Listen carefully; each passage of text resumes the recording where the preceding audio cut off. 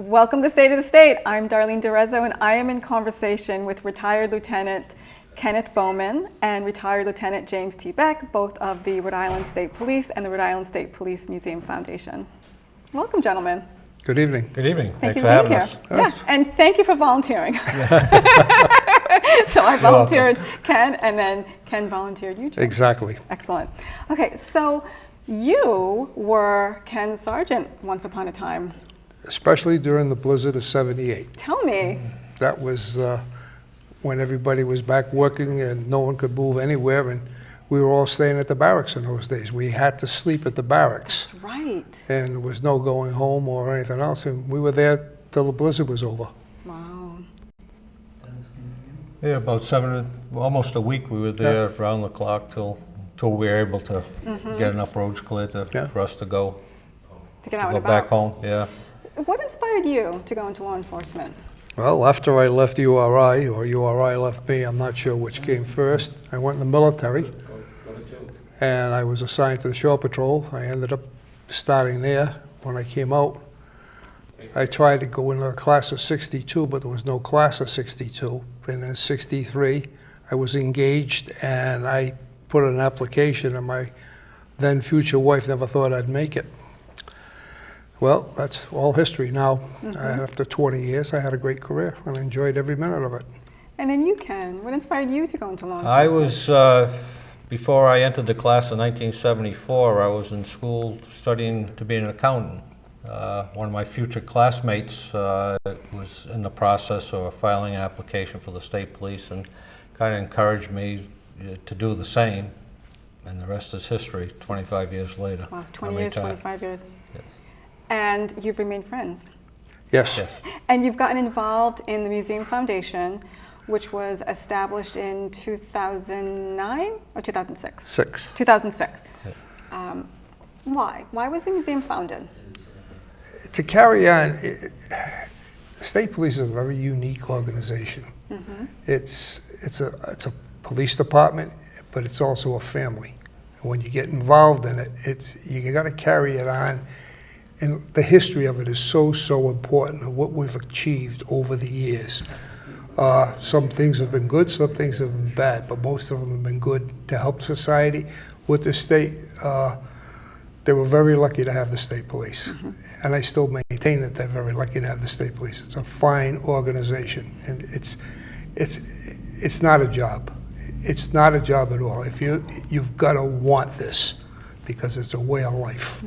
And the Museum Foundation is a 501c3 nonprofit organization, does not receive any federal funding. Correct. Operates entirely on donations. Correct.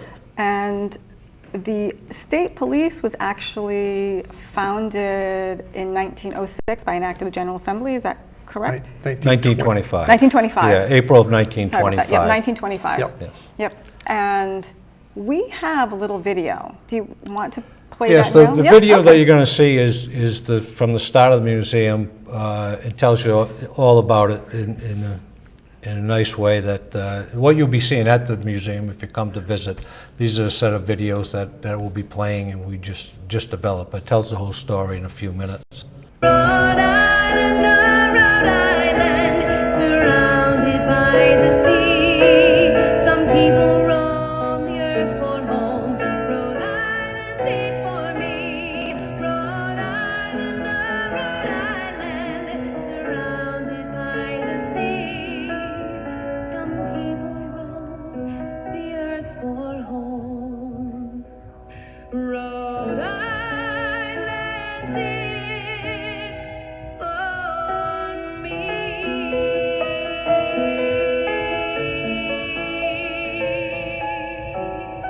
Yeah. Hi, I'm Frank Coletta. Welcome to the Rhode Island State Police Museum. With Bob Patrone's videography skills and with photo help from the Providence Journal, we're about to take you on a journey of how this State Police Museum came to be and how important it is to the history and the heritage of the Rhode Island State Police. In the 1990s, retired Lieutenant Everett Armour had a vision for a museum that would honor the rich and proud history, traditions, and service of members of the Rhode Island State Police. He knew this endeavor would be a monumental task and would include securing a building, renovating it, and developing and displaying a collection.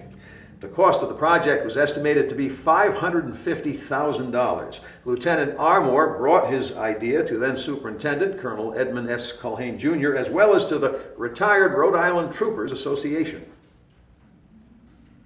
A committee was formed and tasked with developing a museum that would not only provide visitors with a history of the Rhode Island State Police, but also the stories of the men and women who currently are and those who have been in the service of the state since 1925. The committee held its first meeting in 1996 and began fundraising efforts. They contacted retired troopers and their families, and they raised $20,000 to use as seed money. The Rhode Island State Police Museum Foundation was officially incorporated as an IRS 501c3 tax-exempt organization on May 8, 2003. This was an important step forward to enable the museum to accept donations and solicit grant funding. The committee then expanded its fundraising efforts to include corporate donors. The Rhode Island Department of Transportation offered the state police an abandoned house on Springbrook Road in North Scituate, which had been the former groundskeeper's cottage for the Cogshall Mansion. Prior to building the new public safety complex, the Cogshall Mansion served as state police headquarters. The committee decided that the cottage would be well suited for a museum, as it resembled an old-time state police barracks. In the 1920s, many of the original barracks were located in former homes, and retired Lieutenant Arthur LaValle drew some of the early plans. On June 12, 1998, the committee had raised enough money to hold a groundbreaking ceremony. The foundation was poured, and the Imperatori Crane Company and volunteers from the Local 57 apprenticeship program, through its administrator, Bernard Tremmel, moved the groundskeeper's cottage to the southeast corner of the headquarters complex and then lowered it onto its foundation. The building then had to be stripped to its framing due to extensive termite damage. East, west, and north wings were added. As funds were raised, exterior construction was completed, and interior display units and descriptive panels were fabricated. The museum was completed, dedicated, and officially opened on May 18, 2006, in conjunction with the division's annual memorial ceremony. The museum currently has, as you can see, an extensive collection of original Rhode Island State Police artifacts and photographs. Some of the collection has come directly from the division as equipment became obsolete, and other memorabilia has come from retired members. The museum has hosted tours of school children, scouting organizations, and many other groups. The museum also hosts events throughout the year, including a vintage cruiser show and Santa at the museum. The collection is currently being inventoried and will be cataloged in a database. The foundation is in the planning stage for the Centennial of the Rhode Island State Police in the year 2025, and it is in the process of installing new technology-driven displays and raising funds for expansion to include a classroom, restrooms, and a kitchenette. Lieutenant Armour has since passed, but his vision is alive today in a museum that fulfills its mission to collect, preserve, and maintain historical data in a museum setting, memorializing the history of the Rhode Island State Police since its creation in April 1925, and to act as an educational resource for the general public.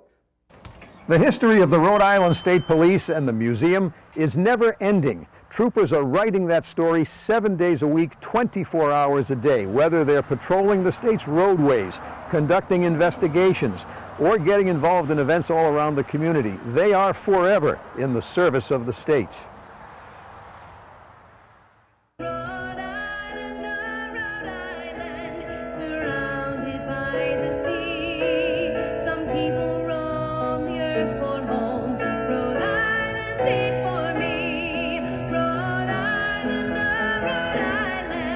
surrounded by the sea. Some people roam the earth for home. Rhode Island.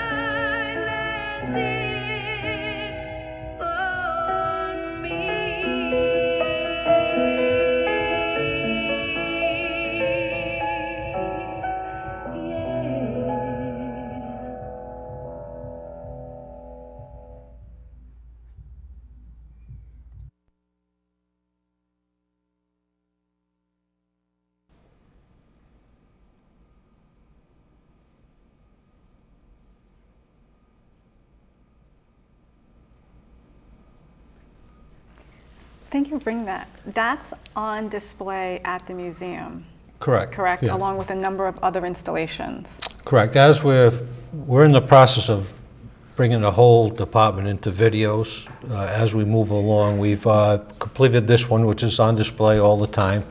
We finished the videos on the 7 fallen troopers who were killed in the line of duty. That's on a monitor displayed all the time, telling the stories about the 7 troopers who lost their lives while in the service of the state.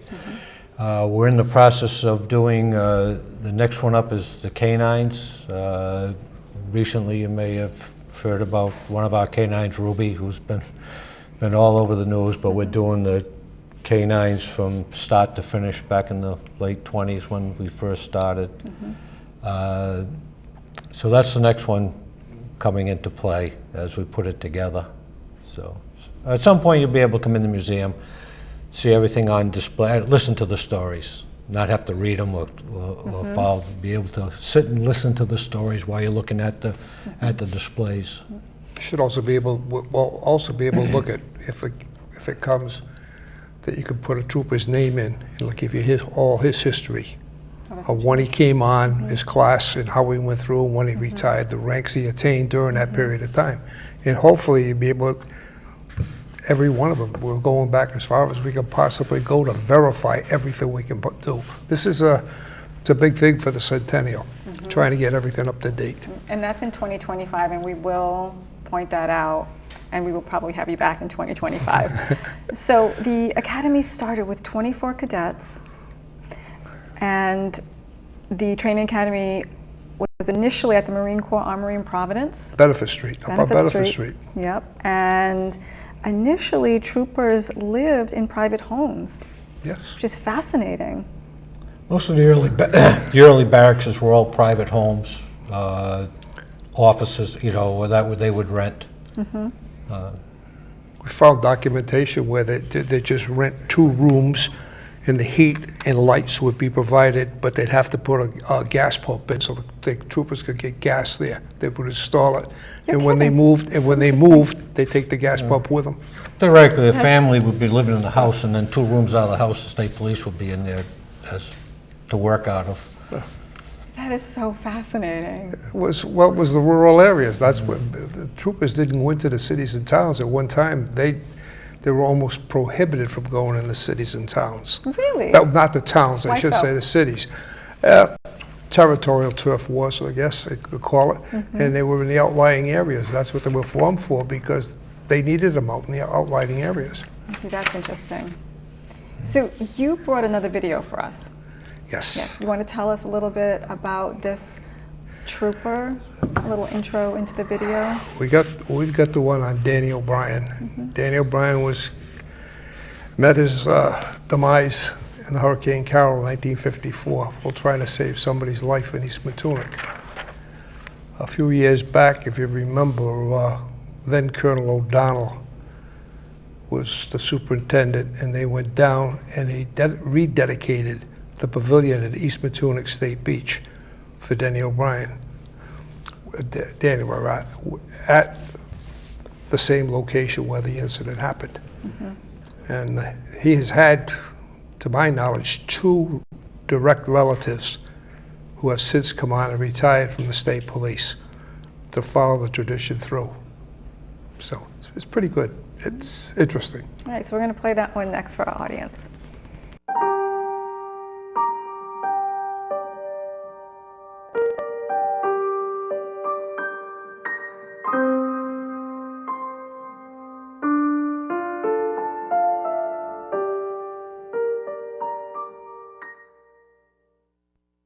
Trooper Daniel L. O'Brien, age 25, was a member of the Rhode Island State Police Training Academy class of 1951 and was the 6th member of the Rhode Island State Police to die in the line of duty.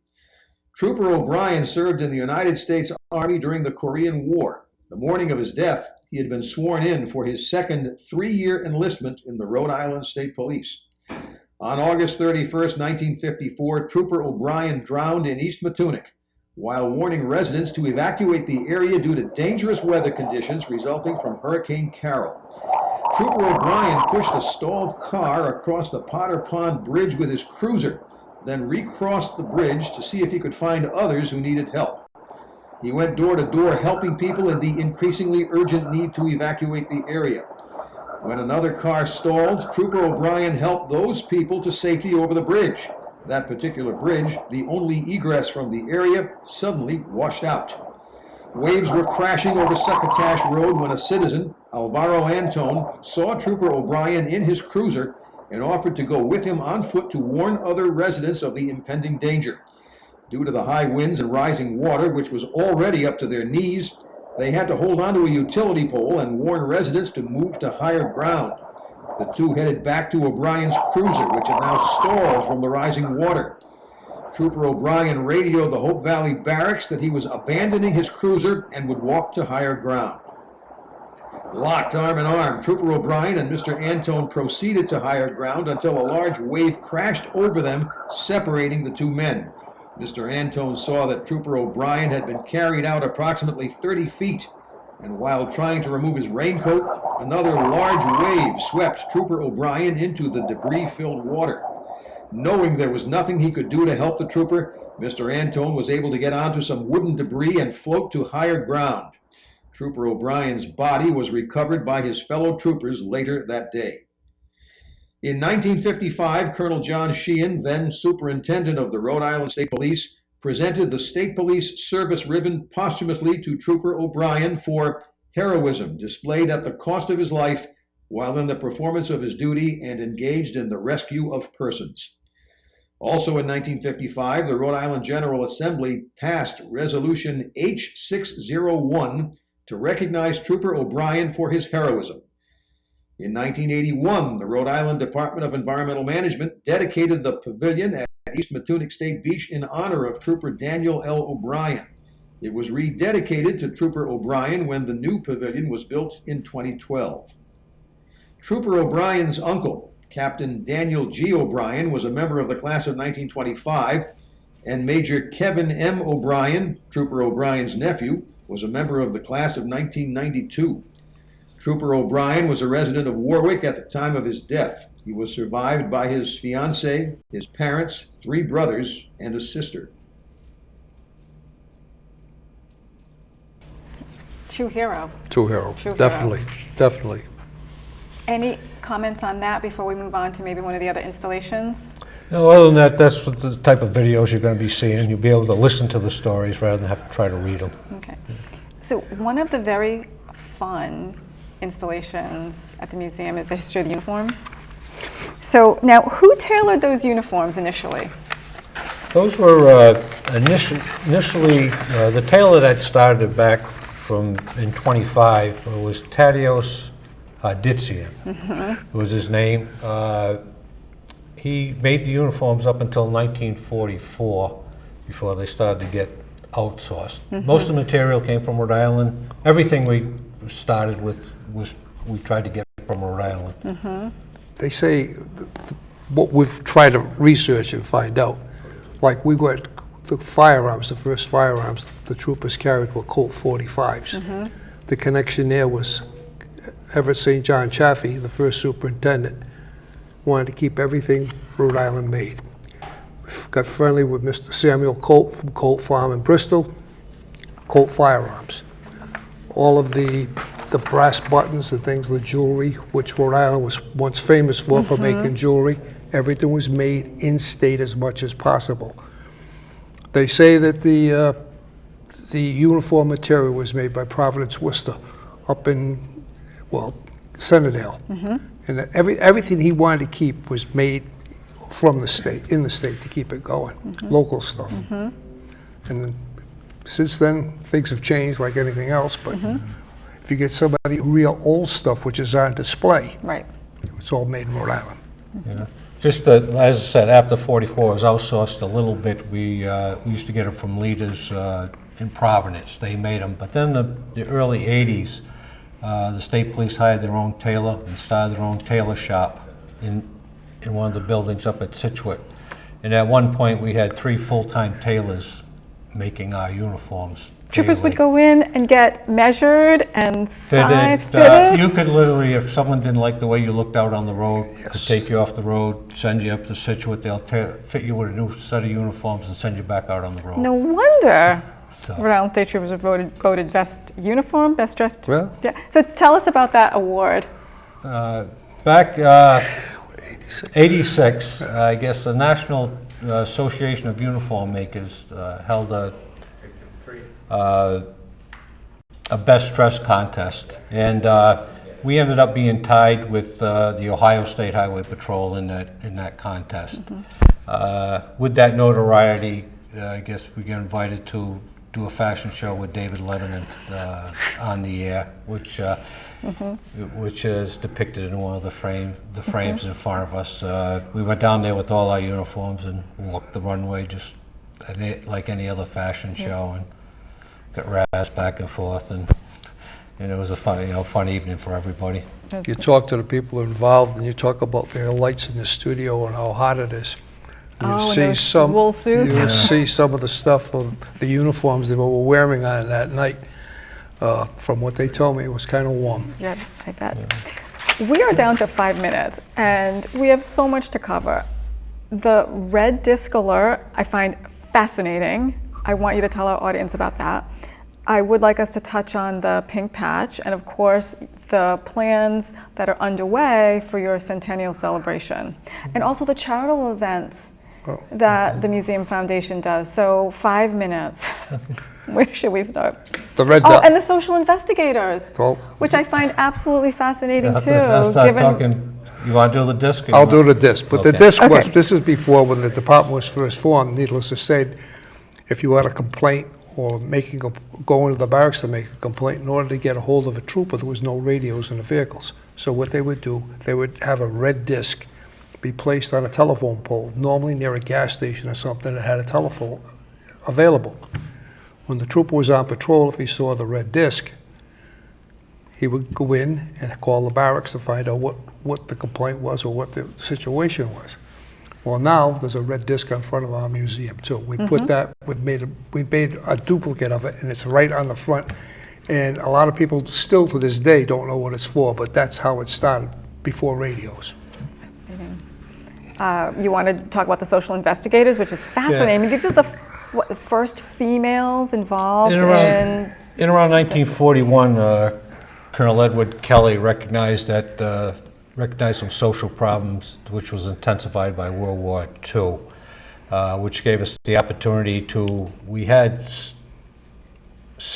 total of six social investigators. The first four, from 41 to around 51, what their mission was technically to protect young girls from the perils of war. They would check all the joints for young women who may be hanging around with soldiers on leave and whatnot, to make sure that they all got home safe, and then if they needed social services, provide social services to them. In around 51, the last two shifted a little bit.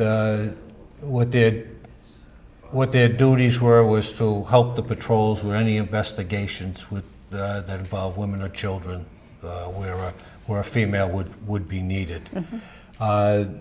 They had badges. They didn't have uniforms. They got paid what a starting trooper would get paid, and so that ended up around 1951 was the last of the social investigators, until the first woman went through the academy in 1980. Yeah, charitable events. We need to touch on those. The pink patch and the charitable events that you have throughout the year.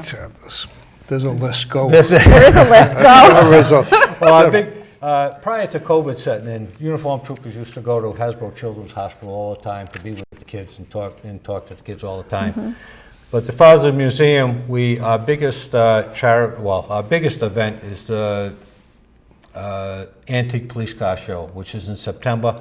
We have. Do you have a date set for that? I do. It's 18th, I think. It's September 18th. I believe. We have over 40 antique police cars coming as far as California for this event. Then we have static displays and other things. The museum's open. The museum sells trinkets. One of our biggest things is the Christmas ornament. Every year we do a Christmas ornament which depicts a historical event of the state police. We have keychains and challenge coins and whatnot. One of our special events that we love is we have the pink patch, which is the shoulder patch which troopers wear today, outlined in pink. We sell these. All the proceeds go to the Gloria Gemma Cancer Foundation. So we're pleased to do this. And oh, I got to make sure I was told to hold it up the right way the first time. Okay, so coming up though, September 18th is the Vintage Cruiser Show. Right. Where is that held? Right at the museum, on the At the grounds. museum, yeah. okay. And then following that, you'll have Santa. Santa comes in Yep. early December Okay. to the museum. That's open to the public. Ask that you bring, this last couple of years has been underwear, children's clothing, and then we disseminate it to the local charities to pass them out as needed. It's even, we got some civilians who were involved in the museum, and they make sure, like some of the local communities and the outlying areas, especially around the barracks, if they know of families that need them and things like that, they make sure they get something for Christmas. Yep. So 2025 is the Centennial. Right, so I got the math right now. Yes. Time, right? Yes, we're celebrating 100 years in 2025. And what preparations are underway right now? We're in the process of doing a book, a 100-year book. There's been 3 books written on the state police. This one's more going to be a picture book rather than, the story's pretty much told except for the last 25 years. We're just going to try to incorporate a lot of pictures that people can relate to. We have that, the Museum Foundation is doing that. The ball? The ball, we have a Centennial ball for the Rhode Island State Police families. They'll be doing some state events also that the State House will be doing, and the State Police, the active State Police will be doing. We'll be laying some wreaths, at grave sites and whatnot. But that'll all be, if you follow the website, the museum website, it'll all be, I'm sure, publicized out ahead of. They're going to have a family day down at Fort Adams for everybody involved, retired as well as active members. So it's going to be, it's going to be a notable thing because 100 years is a long time for any police department. Yes, and I think you mentioned there's only 800 troopers. There's been roughly? about, in the history of the state police, there's only been about 850 troopers that graduated from the academy, not including the academy that's underway right now. Okay.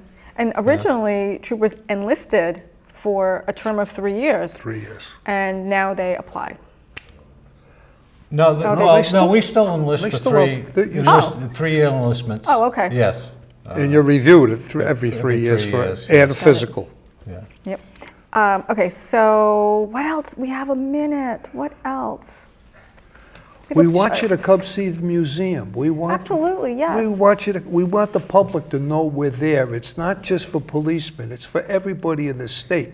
It's the history of what we've done and of the state for 100 years, and we're trying to preserve it all. We're trying to show how the troopers used to put out forest fires. I mean, they carried a backpack of water so they could put out forest fires. It's the history of the state. It's not just us. Yeah. It's for everybody. Yeah. Yeah, And the artifacts in there, just the artifacts, but the stories of the men and women are endless as to. I wish we could had more time for more stories. I'm Darlene DeRezzo. Thank you for watching. Please visit us on social media, Facebook and YouTube, and our new Instagram account, State of the State RI.